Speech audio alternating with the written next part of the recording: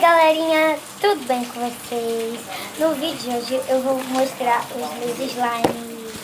Bom, eu vou começar por esse daqui, olha. Primeiro, já deixa o like, se inscreve no canal e bora pro vídeo.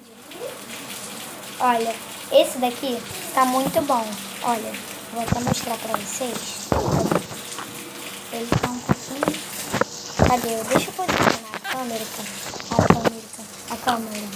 A câmera aqui, ó. Faz o clique.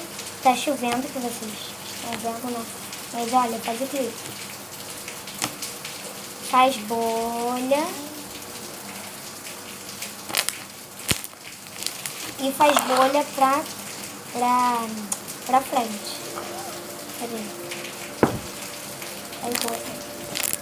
Pronto. Agora eu vou pegar o meu outro slime mostrando pra vocês.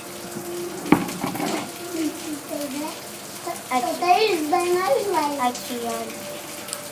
Nós temos que Aqui, gente. Aqui, gente. Cala a boca.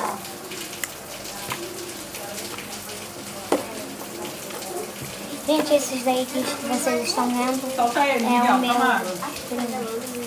Aqui, ó. Aí tá gravando? Aqui, olha, gente. Valeu. Se vocês perceberam, tem glitter. Olha, tem glitter.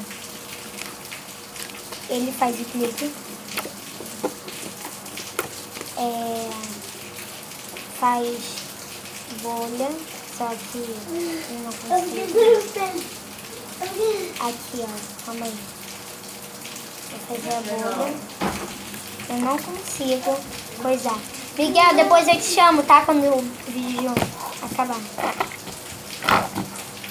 Gente, olha.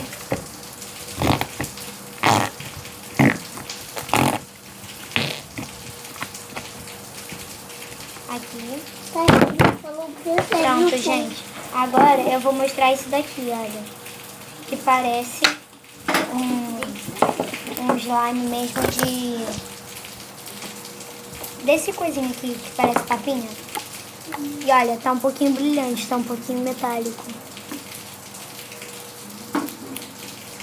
E ó, cadê?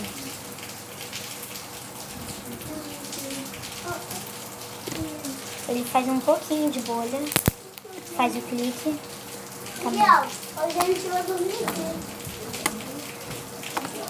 Gente, desculpa quem tá falando aqui, as vozes lá atrás são os meus primos. Então, eu já mostrei aqui o clique. Vou mostrar aquele coisinho quando faz assim, ó. Calma aí. Faz isso aqui também. E agora eu vou fazer a bolha. Calma aí.